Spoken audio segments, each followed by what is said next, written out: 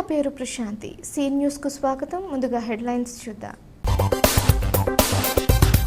రైతు బజార్ల ద్వారా ప్రజలకు నిత్యావసర సరుకులు. రాష్ట్ర పర్యాటక శాఖ మంత్రి కందుల దుర్గేష్ వెల్లడి. ఆర్యాపురం ఎన్నికల బరిలోకి చల్లా శంకర్రావు.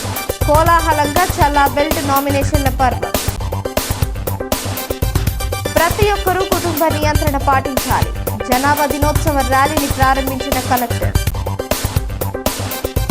ఆర్యాపురం బ్యాంకు చైర్మన్ అభ్యర్థిగా నందెపు శ్రీనివాస్. పార్టీ ముఖ్య నాయకులతో కలిసి నామినేషన్ దాఖలు.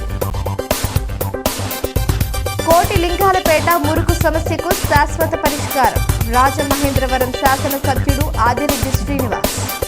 రాష్ట్ర ప్రభుత్వం పేద ప్రజల అవసరాలను దృష్టిలో ఉంచుకొని నిత్యావసర సరుకులలో ముఖ్యమైన కందిపప్పు, బియ్యాన్ని చౌకగా రైతు బజార్ల ద్వారా అందించడానికి శ్రీకారం చుట్టిందని రాష్ట్ర పర్యాటక, సాంస్కృతిక, సినిమాటోగ్రఫీ శాఖ మంత్రి కందుల దుర్గేష్ పేర్కొన్నారు. 160కి కేజీ కందిపప్పు, 48 రూపాయలకు కేజీ సన్నబియ్యం విక్రయిస్తారన్నారు.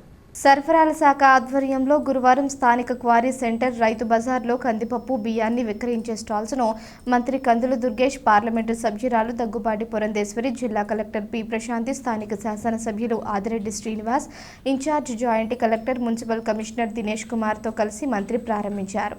కందుల మాట్లాడుతూ రాష్ట్ర ప్రభుత్వం పేదల సంక్షేమంతో పాటు వారు ఆనందంగా జీవించాలనే ఉద్దేశంతో ధరలను నియంత్రించేందుకు గాను కందిపప్పు, బియ్యాన్ని పౌర సరఫరాల శాఖ ఆధ్వర్యంలో రైతు బజార్ల ద్వారా విక్రయించాలని నిర్ణయం తీసుకుందన్నారు.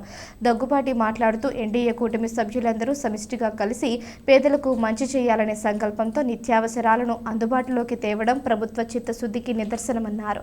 ప్రశాంతి మాట్లాడుతూ నిత్యావసర సరుకులు బహిరంగ మార్కెట్లో అధిక ధరలకు విక్రయిస్తున్నారని, పేద ప్రజలు ఇబ్బంది పడకుండా ధరలు నియంత్రించి సాధారణ స్థితికి వచ్చేంత వరకు రైతులు బజార్లలో కందిపప్పు, బియ్యం విక్రయాన్ని కొనసాగిస్తామన్నారు. ఆదిరెడ్డి మాట్లాడుతూ తమ ప్రభుత్వం ప్రజల పక్షపాతి అని, వారి సంక్షేమమే తమ ధ్యేయమని, అందుకు ఎన్డీఏ కూటమి సభ్యులందరూ ఏకతాటిపై కలిసి కట్టుగా పనిచేస్తామన్నారు. ఈ స్టాల్స్లో విక్రయాలను అధికారులతో పాటు తాము కూడా నిరంతరం పర్యవేక్షించి ఏమైనా లోటుపాట్లు ఉంటే వెంటనే సరిదిద్దుతామన్నారు. జిల్లా పౌర సరఫరాల అధికారి భాస్కర్, అర్బన్ తహసీల్దార్ ఆంజనేయులు, రైతు బజార్ ఎస్టేట్ అధికారి K Srinivasulu, ASO Naganjaneyulu, MSO urban M Nagalakshmi, DM Sunil Vijay, స్థానిక ప్రజాప్రతినిధులు, అధికారులు తదితరులు పాల్గొన్నారు. మనం కేవలం 48 రూపాయలకి ఇస్తున్నాం. దాంతోపాటు కందిపప్పు ఇవాళ రమారమి 21 రూపాయలు తేడా ఉంది.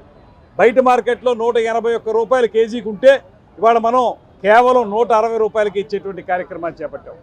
ఒక పక్కన పెన్షన్లు, మరో పక్కన రైతులకు ఇచ్చేటువంటి రైతు సేవా కేంద్రాల ద్వారా ఇచ్చేటువంటి ధనం, వాటితో పాటు ఇవాళ ఈ పబ్లిక్ డిస్ట్రిబ్యూషన్ సిస్టమ్ ద్వారా ప్రధానంగా ఈ కందిపప్పు, రైసు లాంటివి పేద ప్రజలకు అందుబాటులో తీసుకురావడానికి చేసే ప్రయత్నం, అది కూడా మీకు ప్రభుత్వం అధికారంలోకి వచ్చిన అతి తక్కువ కాలంలోనే. అంటే గతంలో వాళ్ళు ఎంత దోచేసుకున్నారో మనకు అర్థమవుతూ ఉంది. ఈ మాత్రం రాజకీయ చిత్తశుద్ధి గత ప్రభుత్వానికి ఉండుంటే వాళ్ళు ఇలాంటి కార్యక్రమాలు చేపట్టి ఉండేవారు. ఇవాళ ప్రజల గురించి పూర్తిగా తెలిసిన ముఖ్యమంత్రి కనుక వారు ఇవాళ ఈ కూటమి ప్రభుత్వం ఇంత అద్భుతమైనటువంటి కార్యక్రమాన్ని చేపట్టినందుకు రాష్ట్ర వ్యాప్తంగా అందరూ వినియోగదారుల నుంచి కూడా, పేద వర్గాల నుంచి కూడా పెద్ద ఎత్తున హర్షాతిరేకాలు వ్యక్తమవుతున్నటువంటి శుభ సందర్భంలో, అదేవిధంగా రాష్ట్రంలో కూడా ఎన్డీఏ కూటమి అధికారంలోకి వచ్చిన నాటి నుండి నేటి వరకు కూడా పేదల సంక్షేమానికి పెద్దపీట వేస్తూ వచ్చినటువంటి విషయం. దానిలో భాగంగానే ఇవాళ తక్కువ ధరకే బియ్యం మరియు కందిపప్పు ప్రజల మీద ఏదైతే ధరల భారం పడుతూ ఉందో దాన్ని తగ్గించాలి అనేటువంటి ఆలోచనతో ఈ కార్యక్రమాన్ని ప్రవేశపెట్టడం జరిగింది. ఇందాక సోదరులు దుర్గేష్ గారు కూడా చెప్పారు, బాపట్ల సన్నాలు అని ఏవైతే అంటామో ఆ సన్న బియ్యాన్ని ఇవాళ ఇక్కడ పేదలకు అందించేటువంటి ప్రక్రియ చేపట్టడం జరిగింది. అదేవిధంగా క్వాలిటీ ఉన్నటువంటి కందిపప్పు కూడా, అంటే సాధారణంగా ఏమంటారంటే పేదలకు ఇచ్చేటప్పుడు నాసిరకం ఇచ్చారని అంటారు, కానీ మనం స్వయంగా ఇక్కడ చూసాము మంచి క్వాలిటీ ఉన్నటువంటి కందిపప్పును కూడా ఇవాళ ప్రజలకు అందివ్వడం జరిగింది. కనుక ఇదే రకంగా ప్రజా సంక్షేమానికి పెద్దపీట వేస్తూ ప్రజలు ఎదుర్కొనేటువంటి సమస్యల్ని గుర్తెరిగి వాటిని పరిష్కరించే దిశగా అడుగులు వేస్తూ ఎన్డీఏ కూటమి ఖచ్చితంగా ముందుకు వెళ్తుంది అని చెప్పి మీ ద్వారా ప్రజలందరికీ కూడా నేను తెలియజేస్తున్నాను. మధ్యతరగతి వారు జీవించలేని పరిస్థితి, నిత్యావసర ధరలు విపరీతంగా పెరిగిపోయాయి. అదే పని మీద ప్రజలు చెప్పినా పట్టించుకునే నాదుడే లేదు. మేము ఎన్నికలప్పుడు స్పష్టమైన హామీ ఇచ్చున్నాం. ఎన్డీఏ కూటమిగా గెలిచిన వెంటనే సంక్షేమంతో పాటు మధ్యతరగతి వారు అందరూ కూడా ఆనందంగా జీవించేందుకు నిర్ణయాలు తీసుకుంటామని చెప్పాం. దానికి అనుగుణంగా ఈరోజు రాజమండ్రి సిటీలో రైతు బజార్లో రైస్ ఏదైతే బహిరంగ మార్కెట్లు సుమారు 56 రూపాయలు ఉండేది 48 రూపాయలు, అంటే 8 రూపాయలు తగ్గిస్తూ ఉన్నాం. అలాగే కందిపప్పు మీద కూడా సుమారు 20 రూపాయలు, అంటే సంక్షేమానికి పెద్దపీట వేస్తూ ఉన్నాం. ప్రజల యొక్క ఆనందం మాకు ముఖ్యం. గత 5 సంవత్సరాలు మీరు చూస్తే ఇదే కాకినాడ పోర్ట్ నుంచి రైస్ అనేది ఏ విధంగా ఎక్స్పోర్ట్ చేసుకున్నారో వైసీపీ నాయకులు మీరు చూశారు. వారు జోబీలు నింపుకున్నారు, వారు కడుపులు నింపుకున్నారు, కానీ పేదవారి గురించి ఎవరు ఆలోచించిన దాఖలాలు లేవు. కానీ ఈ ఎన్డీఏ కూటమి పేదవారి గురించి ఆలోచిస్తూ ఉన్నాం. ప్రజలందరూ కూడా దీన్ని గమనించి ఆశీర్వదించండి ఎన్డీఏ కూటమిని. అందరికీ నమస్కారం. నిత్యావసర వస్తువుల ధరలు స్థిరీకరిస్తూ సామాన్య ప్రజలకి అందుబాటులో అన్ని సరుకులు కూడా సరైన ధరలకి అందజేయాలి అనే ఉద్దేశంతో ప్రభుత్వం ఈ కార్యక్రమం చేపట్టడం జరిగింది. సో ఇప్పుడు మీరు చూస్తే బయట మార్కెట్లో రైస్ కానీ అలానే దాల్ కానీ చాలా ఎక్కువ ధరలకి అమ్ముడవుతున్నాయి. దాన్ని నియంత్రణ చేయాలి అనే ఉద్దేశంతో మన జిల్లాలో అయితే 9 రైతు బజార్స్లో మనం ఇలాంటి కార్యక్రమం చేపట్టబోతున్నాం. వివిధ హోల్సేలర్స్ దగ్గర నుంచి ప్రొక్యూర్ చేసి అందజేయడం జరుగుతుంది కిలో 160 రూపీస్కి.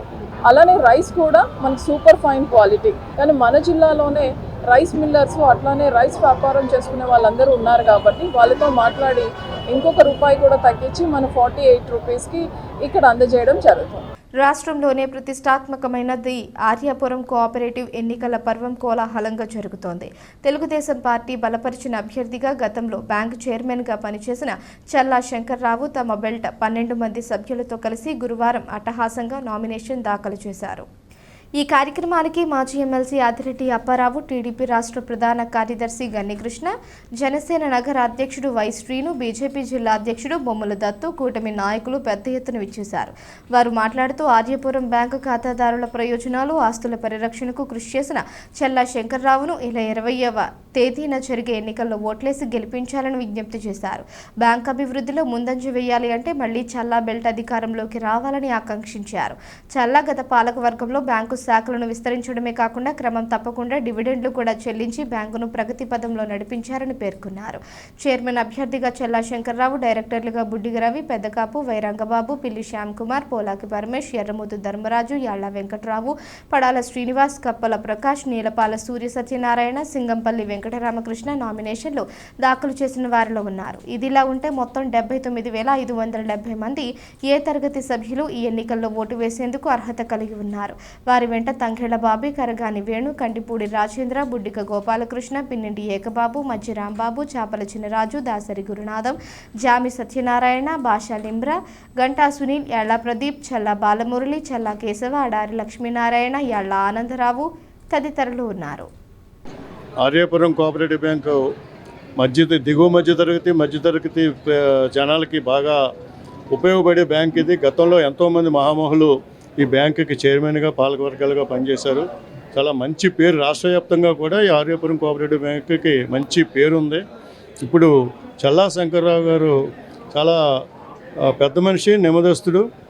అటువంటి వ్యక్తి చేతిలోకి ఈ బ్యాంకును పెడితే పేదల డబ్బులన్నీ కూడా పదిలంగా ఉంటాయి. కాబట్టి చల్లా శంకర్రావు గారిని ఆ ప్యానల్ని కూడా అందరినీ కూడా గెలిపించవలసిందిగా నేను కోరుతున్నాను. కూటమి తరపున బీజేపీ, జనసేన, తెలుగుదేశం కలిపి చల్లా శంకర్రావు గారు చైర్మన్గా ఒక మంచి బెల్ట్ని తయారు చేసి నామినేషన్ వేయడం జరిగింది. ఎందుకంటే మంచి బెల్ట్ అని ఎందుకు అంటున్నానంటే నీతి నిజాయితీలతో పనిచేయాలి. అలాగే కరప్షన్ జరగడానికి వీల్లేదు. శంకర్రావు గారు ముందే చెప్పారు. ఆ విధంగా మనం చేయగలిగిన వాళ్ళే బెల్ట్లోకి రండి అని చెప్పారు.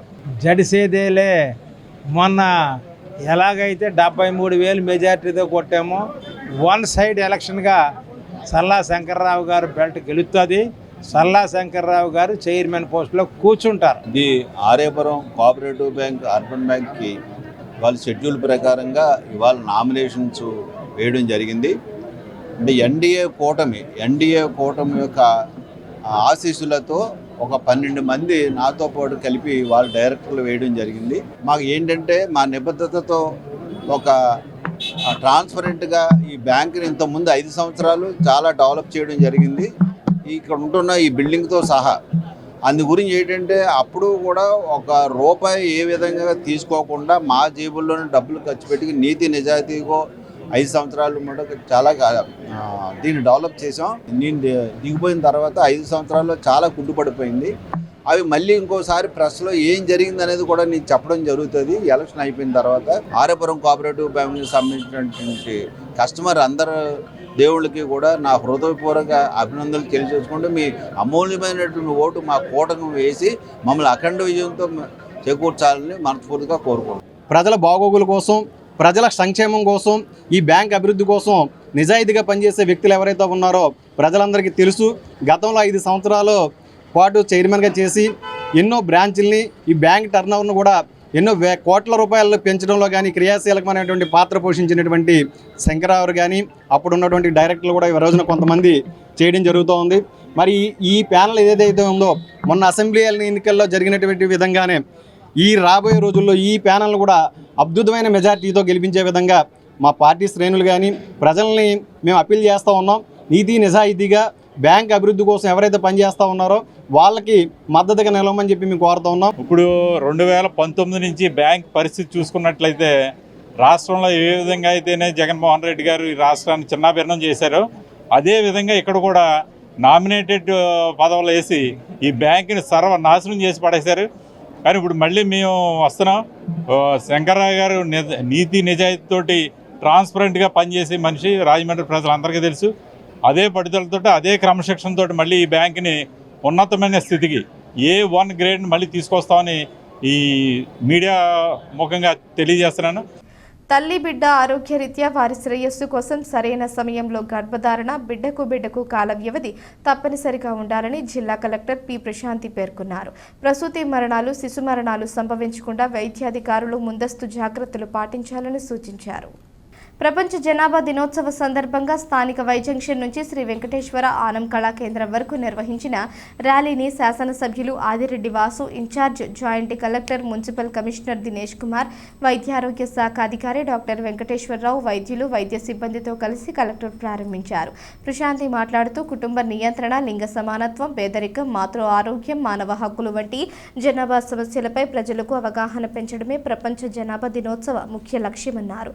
బాలికలను చదవనిద్దాం, ఎదగనిద్దాం. బాల్య వివాహం, సాంఘిక దురాచారం, లేత వయసులో వివాహాలు జరగడం వల్ల కాన్పు కష్టం కావడం, ప్రసూతి మరణాలు, శిశు మరణాలు సంభవిస్తాయన్నారు.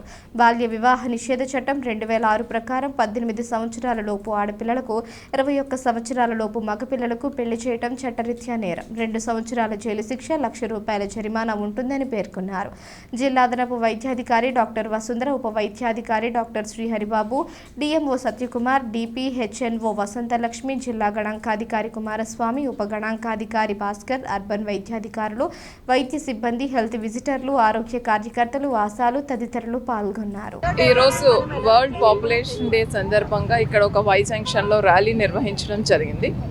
సో ర్యాలీ ద్వారా అందరికీ కూడా అవగాహన కల్పించాలి అనేది ప్రభుత్వం యొక్క ముఖ్య ఉద్దేశం. సో కుటుంబ నియంత్రణ పద్ధతులు పాటిస్తూ హెల్దీ సమాజాన్ని ప్రొడ్యూస్ చేయాలి అనేది ఉద్దేశం.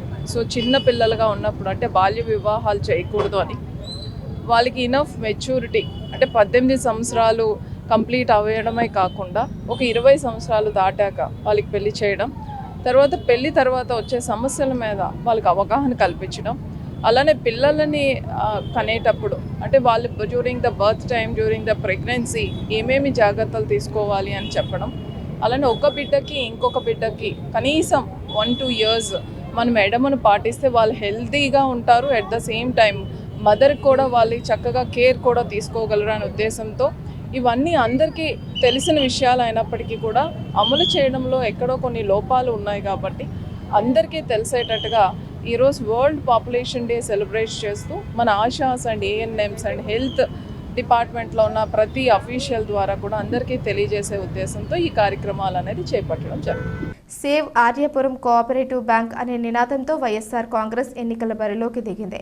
వైసీపీ ముఖ్య నాయకులు తీవ్రంగా మేధోమథనం చేసి పాలకవర్గ చైర్మన్ అభ్యర్థిగా నందెపు శ్రీనివాస్ను ఎంపిక చేశారు. గురువారం ఆయన పార్టీ ముఖ్య నాయకులు, డైరెక్టర్ అభ్యర్థులతో కలిసి నామినేషన్ దాఖలు చేశారు. గతంలో పాలక వర్గంగా పనిచేసిన చల్లా శంకర్రావు ఆర్యపురం కోఆపరేటివ్ బ్యాంకును భ్రష్టు పట్టించారని, అన్ని విధాలుగా అవినీతిమయం చేశారని, అటువంటి వ్యక్తిని మళ్లీ ఎట్టి పరిస్థితుల్లోనూ చైర్మన్గా నెగ్గనివ్వబోమని వైసీపీ ముఖ్య నాయకులు స్పష్టం చేశారు. నామినేషన్ దాఖలు చేసిన తరువాత నందెపు శ్రీనివాస్, డీసీసీబీ మాజీ చైర్మన్ ఆకుల వీర్రాజు, వైసీపీ నాయకుడు గిరిజాల బాబు, యువ నాయకుడు జక్కంపూడి గణేష్ తదితరులు మీడియాతో మాట్లాడారు. తమ బెల్టును గెలిపించడం ద్వారా ఆర్యపురం బ్యాంకు ప్రతిష్టను, ప్రయోజనాలను కాపాడేందుకు ఖాతాదారులు సహకరించాలని కోరారు. ఈ నెల 20వ తేదీన ఎస్కేవిటీ స్కూల్లో జరిగే ఎన్నికల్లో ఖాతాదారులందరూ తమ ఓటు హక్కు వినియోగించుకోవాలని విజ్ఞప్తి చేశారు. తమ బెల్ట్లో డైరెక్టర్లుగా పులవర్తి లక్ష్మణస్వామి, దూడల త్రినాథ్, నండూరి సుబ్బారావు, డాక్టర్ లంకా సత్యనారాయణ, నందం కుమార్ రాజా, కస్సే రాజేష్, ఆకుల శ్రీనివాస్ ఉండగా సిపిఐ నుంచి కూండ్రపు రాంబాబు, కాంగ్రెస్ నుంచి కొవ్వూరి శ్రీనివాస్కు అవకాశం కల్పించినట్లు వివరించారు. ఆర్యపురం కోఆపరేటివ్ బ్యాంకును రక్షించడమే ధ్యేయంగా పోరాటం చేస్తామని వెల్లడించారు. వారి వెంట జాంపేట బ్యాంకు చైర్మన్ బొమ్మల జయకుమార్, ఇసుకపల్లి శ్రీనివాస్, వాకచర్ల కృష్ణ, మజ్జి అప్పారావు, వడ్డీ మురళి, మజ్జి నూకరత్నం, ఒంటెద్దు సూరిబాబు, అడప అనిల్, మద్దాల రవిశంకర్, కురుమెల్లి స్వరూప్, నందం స్వామి, పెదరెట్ల శ్రీనివాస్, కొల్లిమల్ల రఘు తదితరులు ఉన్నారు. ఈ Rajahmundry Aryapuram cooperative urban bank ఎన్నికల నామినేషన్ ప్రక్రియ ప్రారంభమైంది. ఈ సందర్భంగా బ్యాంకుని పరిరక్షించాలని, బ్యాంకుని సేవ్ చేయాలన్న మంచి ఉద్దేశంతో మరి చిరంజీవి నందెపు శ్రీనివాస్ని ప్రెసిడెంట్ అభ్యర్థిగా నామినేషన్ వేయటం జరిగింది. మరి కస్టమర్లు, ఖాతాదారులు అందరూ కూడా మరి శ్రీనివాస్ బెల్ట్కి పరిపూర్ణమైన మద్దతు ప్రకటించి అత్యధిక మెజార్టీతో నెగ్గుతారని ఈ సందర్భంగా ప్రతి ఒక్కరిని కోరి ప్రార్థిస్తారు. మరి ఎంతో రాష్ట్రంలో ప్రతిష్టాత్మకమైన the Aryapuram cooperative urban bank ఎలక్షన్లు మనం నిర్వహిస్తాం. దానికి ఈరోజు వైఎస్ఆర్సీపీ పార్టీ తరఫున మా సీనియర్ నాయకులు నందెపు శ్రీని గారు చైర్పర్సన్గా తన సహచరులతో బ్యాలెట్గా పోటీ చేస్తున్నందుకు చాలా ఆనందపడుతూ, ఎందుకంటే గత ప్రభుత్వంలో ఈ బ్యాంకును పరిరక్షించాలని చెప్పి గౌరవనీయ మాజీ ముఖ్యమంత్రి వాళ్ళు జగన్మోహన్ రెడ్డి గారు ఈ బ్యాంక్ యొక్క విశిష్టం తెలుసుకుని మరి ఎంతో కృషి చేశారు. తప్పకుండా ఎంతోమందికి పార్టీలకు అతీతంగా ఒక రోల్ మోడల్గా ఉండే ఈ బ్యాంకుని ఇంకా మంచి అభివృద్ధి చేస్తే రాష్ట్ర వ్యాప్తంగా, దేశవ్యాప్తంగా కూడా రాజమండ్రి వాసులకి, మా తూర్పుగోదావరి జిల్లా వాసులు అందరికీ కూడా గర్వకారణంగా ఉంటుందని తప్పకుండా మీకు కోరేది ఒకటే, ఈ బెల్ట్ నందెపు శ్రీని వారి సహచారాన్ని బెల్ట్ తగ్గిస్తే ఈ బ్యాంకుని ఇంకా అద్భుతంగా తీర్చిదిద్దుతారని, దానికి సహాయ సహకారాలు మేము అందరూ కూడా అందిస్తామని చెప్పి కోరుకుంటాం. ది రాజమండ్రి ఆర్యపురం కోఆపరేటివ్ బ్యాంక్కి ఈరోజు నామినేషన్ నేను నా తోటి డైరెక్టర్లు అందరూ కలిసి పార్టీలు రహితంగా మొత్తం అన్ని పార్టీలతో కలిపి మనం వేయాలని చెప్పేసి రాజమండ్రిలో ఉన్న పెద్దలందరూ కూడా నిర్ణయం జరిగింది. దాన్ని నన్ను చైర్మన్గా మా కమిటీ సభ్యులందరినీ కూడా, డైరెక్టర్లుగా అందరినీ కూడా కమిటీ సభ్యులందరూ వేయడం జరిగింది. ఇవన్నీ కూడా రేపు రోజున మా పెద్దలందరూ కూడా కలిసి దాన్ని బెల్ట్ని కూడా పూర్తి బెల్ట్ని అనౌన్స్ చేయడం జరుగుతుంది. మేము ఏం చేయాలి, ఎందుకు ఈ బ్యాంక్కి మేము పోటీ చేయాల్సి వస్తుందో అన్నీ కూడా మేము మీకు రేపు తెలియజేస్తామని చెప్పి తెలియజేస్తూ, నాకు మొత్తం ఆర్యపురం కోఆపరేటివ్ బ్యాంకులో ఉన్న మెంబర్స్ అందరూ కూడా నాకు నా బెల్ట్కి పూర్తి మద్దతు ప్రకటించి మేము బ్యాంకుని పూర్తి పరిరక్షించినాకే మేము ఇక్కడ మొత్తం జరిగిందని చెప్పి మీ మీడియా ద్వారా తెలియజేస్తున్నాం. కోటిలింగాలపేటలో రాబోయే వర్షాకాలం నాటికి వర్షపు నీటిని, రెగ్యులర్గా వచ్చే నీటిని వేరు చేసే విధంగా 2 పంపింగ్ స్కీములను నిర్మించేందుకు చర్యలు చేపడతామని, దీనికి కార్యాచరణ ప్రణాళికలు వేయాలని నగర పాలక సంస్థ అధికారులకు సిటీ ఎమ్మెల్యే ఆదిరెడ్డి శ్రీనివాస్ సూచించారు. గురువారం కోటిలింగాలపేట 10 MLD పంపింగ్ స్టేషన్ను సిటీ శాసనసభ్యులు ఆదిరెడ్డి శ్రీనివాస్, ఇన్ఛార్జ్ జిల్లా joint collector, municipal commissioner Dinesh Kumar, engineering అధికారులు పరిశీలించారు. ఈ సందర్భంగా ఆదిరెడ్డి మాట్లాడుతూ, కోటిలింగాలపేట దశాబ్దాలుగా ఉన్న సమస్య అని, పైనుంచి వచ్చే వర్షపు నీరు కిందికి పోయే మార్గం లేనందున అక్కడ స్టోరేజ్ అవ్వటం వలన ఈ ప్రాంత ప్రజలు చాలా ఇబ్బందులు ఎదుర్కొంటున్నారన్నారు. దీనికి శాశ్వత పరిష్కారాన్ని చేపట్టే దిశగా చర్యలు తీసుకోవడం జరుగుతుందన్నారు. 2014లో ప్రస్తుతం ఉన్న పంపింగ్ స్కీమ్ను అప్పటి ప్రభుత్వం పుష్కరాల సమయంలో నిర్మించిందన్నారు. అయితే 2014 నుంచి 2019 మధ్యలో రెండవ పంపింగ్ స్కీమ్ను నిర్మిస్తే కోటి లింగాల ప్రాంతవాసుల సమస్యలను శాశ్వతంగా పరిష్కరించేందుకు ప్రతిపాదించిన గత ప్రభుత్వం నిర్లక్ష్యంగా వ్యవహరించిందన్నారు. 2 పంపింగ్ స్కీములను కట్టాలని, అందుకు అవసరమైతే పేపర్ మిల్ సహకారాన్ని కూడా తీసుకోవాలని శాసనసభ్యులు అన్నారు. ఈ ప్రాంతవాసుల సమస్యను పూర్తిగా పరిష్కరించే విధంగా ఏ విధమైన చర్యలు చేపట్టాలనే ఆలోచనతో నగర పాలక సంస్థ చేపడుతుందన్నారు. వచ్చే వర్షాకాలం నాటికి పంపింగ్ స్కీమ్ ప్రాజెక్టుల నిర్మాణం పూర్తి చేసి శాశ్వతంగా పరిష్కరిస్తామన్నారు. అదనపు commissioner PM Satyaveni, SC Panduranga Rao, municipal engineering సిబ్బంది, స్థానిక నాయకులు పాల్గొన్నారు. కోట్లింగాలపేట దశాబ్దాలుగా చాలా పెద్ద సమస్య. ఏదైతే వర్షపు నీరు ఉందో ఆ పై ప్రాంతం నుంచి అంతా కూడా ఇక్కడికే రావడం, ఇదొక స్టోరేజ్ పాయింట్ అవ్వడం, అన్ని వీధులు నీట మునగడం, దోమలతోటి నీటితోటి ఇక్కడ ప్రజలు చాలా ఇబ్బందులు పడుతూ ఉన్నారు. దీనికి శాశ్వత పరిష్కారం చేయాలన్నది ఒక ఆలోచన తెలుగుదేశం పార్టీగా. 2014 నుంచి 19 వరకు కూడా సెకండ్ పంపింగ్ స్టేషన్ కట్టినట్లయితే ఇక్కడ శాశ్వత పరిష్కారం అనే ఆలోచనతో అప్పుడున్న కార్పొరేటర్ టీడీపీ వ్యక్తి కూడా ప్రతిపాదించగా గత 5 సంవత్సరాలు అంటే వైసీపీ ఉన్నప్పుడు సంపూర్ణంగా దీన్ని నిర్లక్ష్యానికి వ్యవహరించారు. ఎక్కడ ఏ విధమైన కార్యక్రమాలు చేయలేదు. ఇప్పుడు గౌరవ కమిషనర్ గారు, ఇంజనీరింగ్ డిపార్ట్మెంట్ అందరూ ఇక్కడ రావడం, ఏ విధంగా దీన్ని చెయ్యాలి, వర్షపు నీరుని ఎలా తీసుకెళ్ళాలి, రెగ్యులర్గా వచ్చే నీటిని ఎలా తీసుకెళ్ళాలన్న దాని మీద 2 పంపింగ్ స్టేషన్స్ కట్టాలి, పక్కనే ఉన్న పేపర్ మిల్ వారి యొక్క సహకారం తీసుకోవాలి, ఇక్కడ ప్రజలు ఏ విధమైన ఇబ్బందులు కలగకుండా ప్రశాంతంగా ఉండే విధంగా కార్యక్రమం చేయాలన్న దాని మీద ఇప్పుడే అంత విజిట్ చేయడం జరిగింది. అన్నీ కూడా ఆన్ పేపర్ పెట్టి దగ్గరలోనే, అంటే వర్షాకాలం మొదలెట్లేము కాబట్టి వచ్చే మాన్సూన్కి ఈ ప్రాజెక్ట్ కంప్లీట్ చేసి కోటిలింగాలపేట సమస్యకి శాశ్వత పరిష్కారం చేయాలన్న ఆలోచనతో ముందుకెళ్తాం. ది ఆర్యపురం కోఆపరేటివ్ బ్యాంక్ ఎన్నికల్లో తెలుగుదేశం, వైఎస్ఆర్సీపీ అభ్యర్థులు 2 బెల్టులుగా నామినేషన్లు దాఖలు చేయగా వారికి రెట్టింపు సంఖ్యలో ఇండిపెండెంట్ అభ్యర్థులు ఎన్నికల బరిలోకి దిగేందుకు నామినేషన్లు దాఖలు చేశారు. అభ్యర్థుల సందడితో బ్యాంకుల వద్ద ఎక్కడా లేని హడావిడి నెలకొంది. టీడీపీ, వైఎస్ఆర్ కాంగ్రెస్ పార్టీ 2 బెల్టులుగా పోటీ చేస్తున్నప్పటికీ ఆయా పార్టీలకు చెందిన పలువురు నాయకులు, మాజీ కార్పొరేటర్లు కూడా ఆర్యపురం కోఆపరేటివ్ బ్యాంక్ ఎన్నికల బరిలోకి దిగారు. వీరితో గతంలో డైరెక్టర్లుగా పనిచేసిన వారితో పాటు కొత్తవారు కూడా నామినేషన్లు దాఖలు చేయడం విశేషం. సిపిఐ తరపున కుండ్రపు రాంబాబు, వంగమూరి కొండలరావు నామినేషన్లు దాఖలు చేయగా జిల్లా కార్యదర్శి తాటిపాక మధు, జట్ల లేబర్ యూనియన్ ప్రధాన కార్యదర్శి సప్పారమణ, ఏఐవైఎఫ్ జిల్లా కన్వీనర్ కె శ్రీనివాస్, నగర కార్యవర్గ సభ్యులు నల్లా రామారావు, టి నాగేశ్వరరావు, సిపిఐ జిల్లా సమితి సభ్యులు కిర్లా కృష్ణ తదితరులు వెంట వచ్చారు. వారితో పాటు రామినేని మస్తాన్ చౌదరి, సోరంపూడి శ్రీహరి, ఇమంది కన్నారావు, చిట్టాబత్తుల నాగబాబు, జిల్లా ఎక్స్ సర్వీస్మెన్ అధ్యక్షుడు నున్నా మోహన్ రావు చౌదరి, మజ్జి అప్పారావు, మజ్జి నూకరత్నం, నామన వాసు తదితరులు ఇండిపెండెంట్లుగా నామినేషన్లు దాఖలు చేసిన వారిలో ఉన్నారు. బ్యాంక్ అధికారులు అభ్యర్థుల నామినేషన్లను పరిశీలించి స్వీకరించారు. మొత్తం ఆర్యపురం బ్యాంకులో 57 నామినేషన్లు దాఖలయ్యాయి. 12న శుక్రవారం నామినేషన్ల పరిశీలన, 13న శనివారం ఉదయం 11 గంటల నుంచి సాయంత్రం 5 గంటల వరకు ఉపసంహరణకు అవకాశం ఉంది. రాజానగరం మండలం దివాన్ చెరువు వద్ద 153.80 కిలోల గంజాయి, కాకినాడ రూరల్ మండల సర్పవరంలో వినాయక విగ్రహాలు తయారు చేస్తున్న గోడౌన్ వద్ద ఉన్న 200 కేజీల గంజాయిని స్పెషల్ ఎన్ఫోర్స్మెంట్ బ్యూరో అధికారులు స్వాధీనం చేసుకున్నారని తూర్పుగోదావరి జిల్లా special enforcement officer Pitta Somashekar వెల్లడించారు. మొత్తం 353.80 కేజీల గంజాయిని, 1 లారీ, 4 సెల్ ఫోన్లు, 4,000 నగదు పోలీసులు స్వాధీనం చేసుకున్నట్లు స్థానిక తిలక్ రోడ్ సమీపంలో ఉన్న సబ్ సౌత్ స్టేషన్ ఆవరణలో గురువారం జరిగిన మీడియా సమావేశంలో సోమశేఖర్ వెల్లడించారు.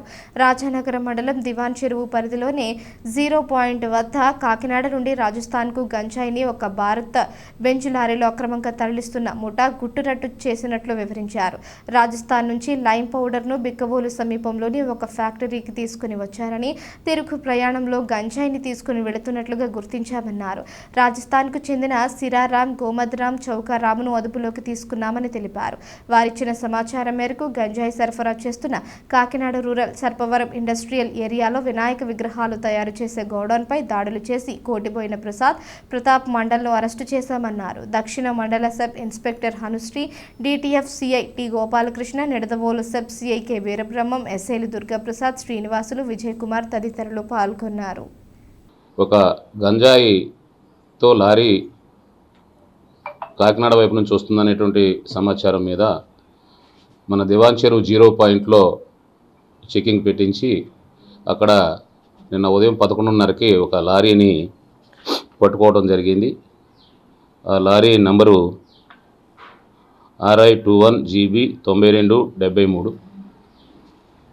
ఆ లారీతో పాటు ఆ లారీ డ్రైవరు సీరా రామ్, అలాగే అతని అసిస్టెంటు గోదాం రామ్, వీళ్ళిద్దరిది రాజస్థాను, వీళ్ళని కూడా పట్టుకోవడం జరిగింది.